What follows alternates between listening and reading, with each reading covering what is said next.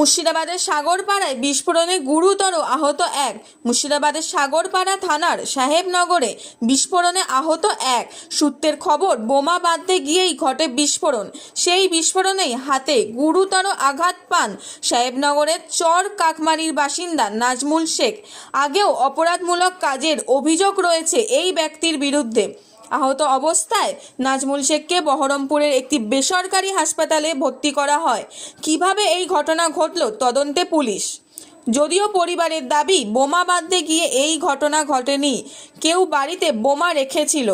আমি সকালবেলায় টিবলের ওখানে বেরিয়েছিলাম, দিয়ে একটা কালো ক্যারিতে একটা জিনিস, ওই যে জিনিসটা বাস্ট হয়েছে ওটা বাঁধা ছিল। দিয়ে আমার স্বামী ওর সাথে দাঁড়িয়ে ছিল। দাম বলছি, এটার মধ্যে কি আছে দেখো।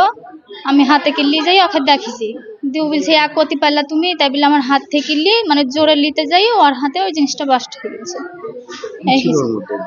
বম ছিল।